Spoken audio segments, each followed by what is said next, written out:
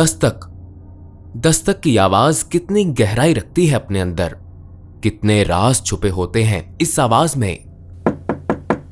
न जाने कौन होगा दरवाजे पर, कोई मनचाहा मेहमान, कोई रास्ता भूला मुसाफिर, या फिर कोई पड़ोसी। मगर ये एक बिल्कुल मुख्तलिफ दस्तक की कहानी है। खूनी दस्तक। ये सिर्फ दस्तक नहीं बल्कि मौत के फरिश्ते की आहट है। कैसी हो सकती है मौत के फरिश्ते की आहट? डरावनी, भयानक, इंतहाई जानलेवा। और सबसे बड़ा सितम तो ये कि मौत की आहट तो सुनाई दे जाए, मगर ये मालूम ना हो कि ये आवाज किसके लिए है। कौन खींचा चला जाएगा इस खूनी पुकार पर? उस सरसब्ज हसीन गांव के लोग हमेशा से ही अपनी रूटीन के बड़े पाबंद हैं। रात को अंधेरा होते ही गहरी नींद सो जाते हैं और सुबह सूरज की पहली किरण के साथ बेदार हो जाते हैं। सारा दिन खेतों और बागात में सख्त मेहनत करने की वजह से नींद भी बड़ी गहरी और मीठी आती है, चाहे फिर बादल गरजें, गलियों में कुत्ते भौंकें, दूर गुजरने वाली रेलगाड़ी की कान फाड़ देने वाली सीटी की आवाज सुनाई दे। किसी की आंख नहीं खुलती। हाँ, मगर साल में एक रात, एक अंधेरी, सर्द, भयानक रात जरूर आती है, जब एक एक करके गांव के लोगों की आंख खुल जाती है और वो खौफ से कांपने लगते हैं, रगों में उतर जाने वाला खौफ। पिछले 25 सालों से हर साल ये रात एक मर्तबा जरूर आती है, जब सख्त सर्दी पड़ती है, कहरा फैलता है, रात में बारिश होती है, जब दो दो कंबल ओढ़ कर भी हाथ पैर बर्फ बने होते हैं। तब अचानक आधी रात के बाद गांव की गलियों में, कच्ची पक्की सड़कों पर एक आवाज उभरती है। लकड़ी की आवाज, जैसे कोई लकड़ी के सहारे चल रहा हो। देर तक लकड़ी की आवाज मुख्तलिफ गलियों में गूंजती है। आहिस्ता आहिस्ता, रफ्ता रफ्ता लकड़ी की आवाज तेज हो जाती है, इतनी तेज के कान फाड़ने लगती है। उसकी होलनाक धमक से गहरी नींद सोए गांव के लोग जागने लगते हैं और थर थर कांपने लगते हैं। और फिर किसी एक घर के दरवाजे पर दस्तक होती है, बार बार, शायद उसी लकड़ी से। फिर एक आवाज गूंजती है, एक बूढ़ी मकरू कांपती हुई आवाज। भूख भूख लगी है, खाना दो। कैसी होती होगी मौत के फरिश्ते की आवाज? शायद कोई नहीं बता सकता, लेकिन वो खूनी आवाज जिस किसी ने भी सुनी, उसको यकीन हो गया कि मौत के फरिश्ते की आवाज बिल्कुल ऐसी ही होती होगी। और वाकई जिस घर के दरवाजे पर वो दस्तक होती, थोड़ी देर में उस घर के किसी फर्द की मौत वाक़े हो जाती। अचानक, या तो छत से गिरकर, या सांप के काटने से, या फिर वैसे ही न जाने क्यों। 25 सालों में 25 लोग इस खूनी दस्तक का शिकार बन चुके थे, और न जाने ये सिलसिला कब तक चलना था। जो इन 25 में पैदा हुए थे या 25 साल पहले ना समझ थे, वो तो इस कर्ज की वजह से लाइल्म थे। मगर जो लोग उस वक्त समझदार थे, उनको खूब अंदाजा था कि ये एक सजा है, तवील सजा, शायद कभी ना खत्म होने वाली। कहते हैं सबसे बुरी मौत वो होती है जो भूख की वजह से हो। इसमें जान फौरन नहीं निकलती, बल्कि आहिस्ता आहिस्ता निकलती है, अजियत दे देकर जिस्म के एक एक अज़ू से, इतना तड़पा कर कि लगता है मौत एक बार नहीं बार बार आ रही हो। उस गांव के लोग बड़े प्यारे थे, मेहनती और जफाकश। मर्द खेतों और बागों में काम करते थे तो औरतें घरों में अपनी मुर्गियां, बकरियां, भैंसें पालती, उनका दूध बेचती और कुछ अपने घर में अपने और बच्चों के लिए रख लेती। फलों की बहुतात थी, साफो शफाफ झरने का पानी, खुली फिजा और खालिस खुराक सब गांव वालों के चेहरे से झलकती थी। मगर गोरे खूबसूरत लोगों में एक बात मुश्तरक थी, हमेशा से ही सबके दिल बहुत तंग थे। जी हां, सबके, न जाने क्यों। अगर कोई रोटी का टुकड़ा, कोई दूध का कप, कोई बचा कुचा फल मौजूद है तो कल काम आ जाएगा। हमारी मेहनत की रोटी पर सिर्फ हमारा हक है। कोई भूखा है तो हुआ करे हमारी बला से। गुलजाना बीबी बेचारी के सिर्फ नाम में ही गुल था, बाकी तो पूरी जिंदगी कांटों से भरी पड़ी थी। जब पैदा हुई तो मां को अपनी आंखों पर यकीन नहीं आया। 3 चांद जैसे खूबसूरत बच्चों के बाद ये इतनी काली रात जैसी चौथी बेटी। खैर, खुद पर कंट्रोल करते हुए किसी उम्मीद के तहत उसने बच्ची का नाम गुलजाना रख दिया। कहते हैं कि नाम का इंसान की जिंदगी पर गहरा असर पड़ता है। शायद गुलजाना की मां ने भी यही सोचा होगा, मगर गुलजाना ने इस कहावत को बिल्कुल गलत साबित कर दिया, शक्ल से भी और अपनी किस्मत से भी। चंद साल की ही थी जब सहेलियों के साथ आंख मचोली खेलते हुए पैर में शीशा घुस गया। इतना गहरा जख्म लगा कि सालों गुजर गए मगर जख्म ना भरा। एक तो बरसा बरस पहले फिर गांव की जिंदगी क्या खाक इलाज होना था। चंद घरेलू टोटकों के बाद घर वालों ने मायूस होकर उसके हाल पर छोड़ दिया और गुलजाना बेचारी जिंदगी भर के लिए माजूर हो गई। खैर, शीशे का इतना कसूर भी नहीं था। गुलजाना की तकदीर में ही जख्म रकम थे, कच्चे रिश्ते हुए बहते जख्म। ना तो कभी उसके दिल के जख्म भर सके थे, ना ही पैर का, बल्कि वो इस कदर बिगड़ गया कि आहिस्ता आहिस्ता पूरी टांग में फैल गया। गुलजाना को चलने के लिए लकड़ी का सहारा लेना पड़ा। खट खट खट की आवाज गुलजाना की आमद का ऐलान बन जाती। काली बदशक्ल, एक पैर से माजूर गुलजाना।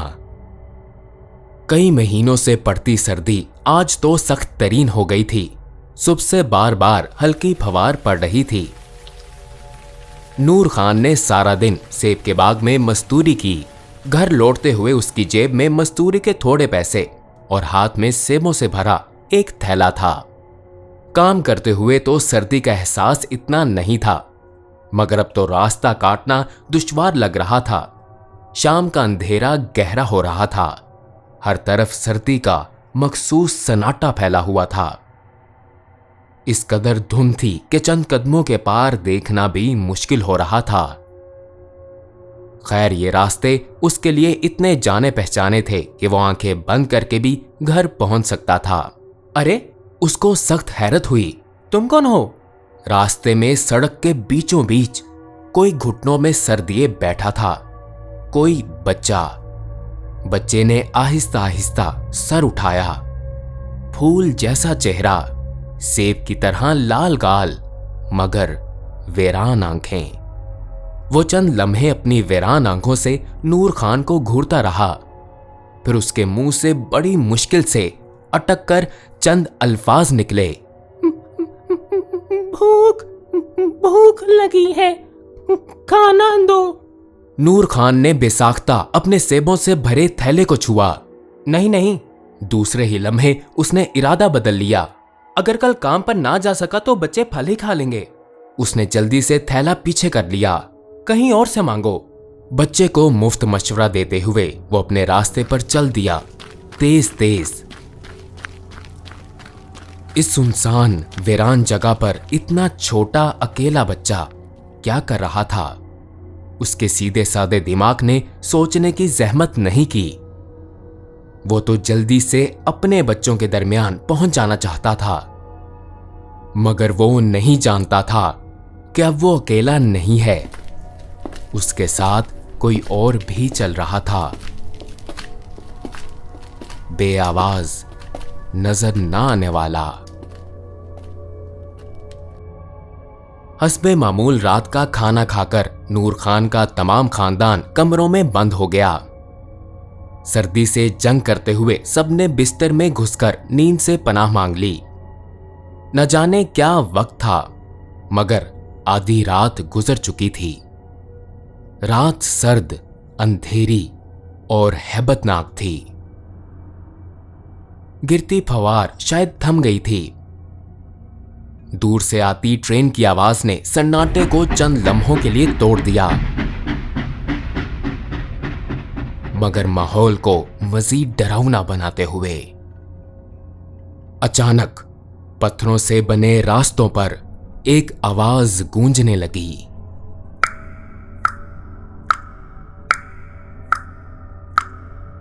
जैसे कोई लकड़ी के सहारे चल रहा हो। रफ्ता रफ्ता, आहिस्ता आहिस्ता आवाज तेज होती गई, इतनी तेज कि कान फाड़ने लगी। गांव के लोगों की आंख खुलने लगी और दिल धड़कने लगे। ऐसा लग रहा था जैसे लकड़ी की आवाज नहीं, बल्कि मौत का बुलावा आ रहा है। मगर किसको? देर तक आवाज मुख्तलिफ गलियों में गूंजती रही। लोगों की सांस सीनों में घुटती रही।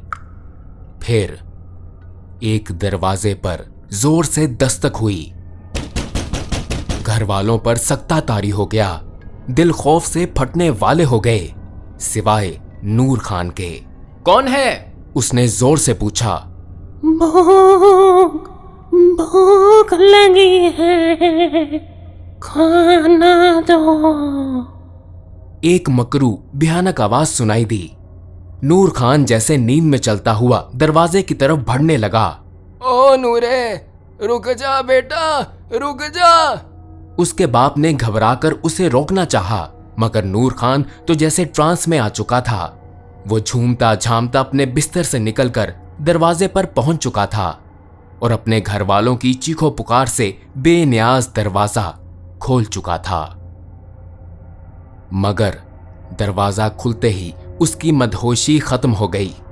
वो पागलों की तरह चीखने लगा, पलटकर वापस घर में जाने लगा, मगर शदीद ठोकर खाकर गिर पड़ा। सहन में पड़ी ईंटों से उसके माथे पर इतनी तेज चोट लगी कि खून का फवारा उबलने लगा।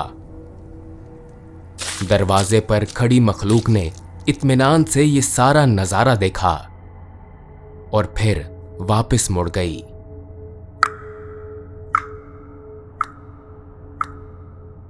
उसकी लकड़ी की आवाज आहिस्ता आहिस्ता बिल्कुल मध्यम हो गई। नूर खान की बीवी ने जोर जोर से रोते हुए नूर खान के बाप को आवाज दी, जो सकते के आलम में खड़े का खड़ा रह गया था। बाबा, आप किसी को बुलाओ, नूर खान को अस्पताल ले चलो।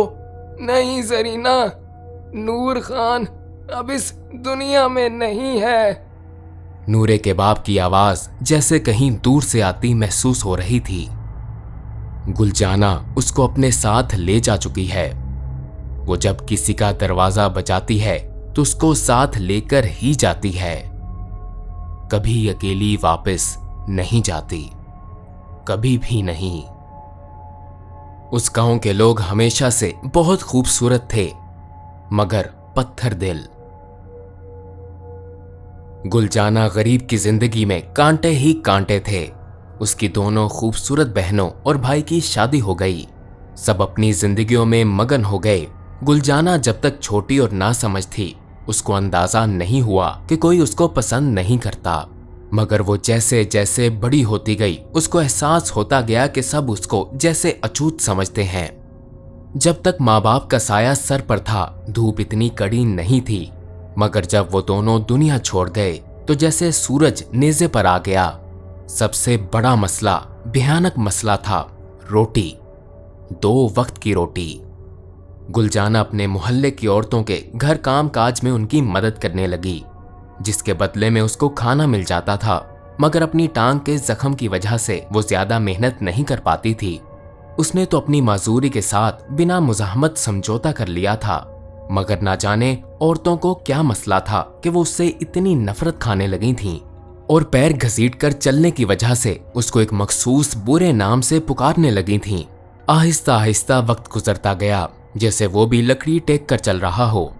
गुलजाना के पैर का जख्म पूरी टांग पर फैल गया था। वो बेचारी खड़े होने तक से मोहताज हो गई थी, काम क्या खाक करती।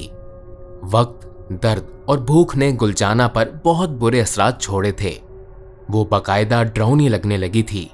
उसका रंग तो ठीक ठाक काला था, मगर बाल न जाने क्यों इतने सफेद थे जैसे चांदी के बने हुए हों। सर्दी में तो उसके पैर का दर्द दुगना हो जाता था।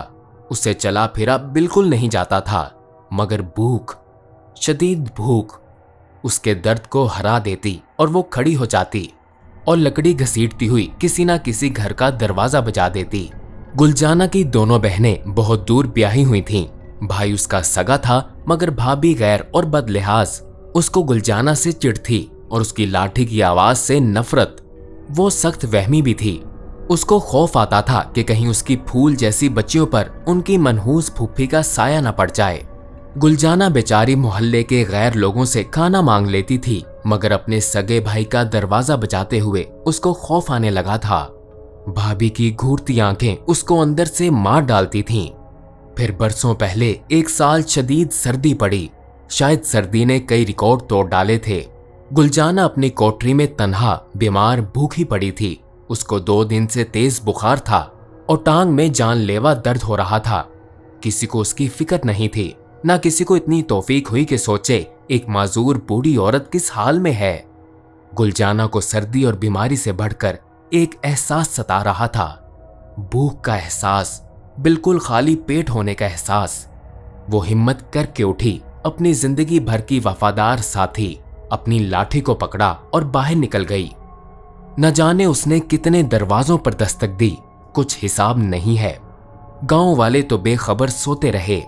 सुबह जब गुलजाना के भाई की आंख खुली तो वो उसके दरवाजे के आगे गिरी हुई थी और हर तकलीफ से बहुत बहुत दूर जा चुकी थी। न जाने उसने अपने भाई का दरवाजा बजाया भी था या भाभी के डर से हिम्मत ही नहीं हुई थी, कोई नहीं बता सकता। हाँ, लेकिन ये सबको अच्छी तरह याद है कि पूरे 25 सालों से हर साल एक खौफनाक सर्द रात को किसी घर के दरवाजे पर दस्तक होती है। घर का कोई एक फर्द सबके रोकने पकड़ने के बावजूद जैसे नशे में नींद में झूमता हुआ दरवाजे पर पहुंच जाता है और दरवाजा खोल देता है। और दरवाजा खुलते ही जैसे होश में आ जाता है और पागलों की तरह चीखता है, क्योंकि दरवाजे पर वो खड़ी होती है, गुलजाना। 25 सालों में कौन कौन दस्तक की सदा का शिकार बन चुका था। आंख धोखा है, हर चमकती चीज सोना नहीं होती। किसी बदसूरत चेहरे के पीछे हसीन दिल छुपा हो सकता है। खूबसूरत भोली भाली सूरतें नकाबले तलाफी नुकसान पहुंचा देती हैं। दुनिया भेदभाव है। क्या हो सकता है गहरे समंदरों की तह में, ऊपर, बहुत ऊपर आसमानों पर। वो औरत बहुत खूबसूरत थी, बिल्कुल सेहतमंद थी, और वो गुलजाना थी।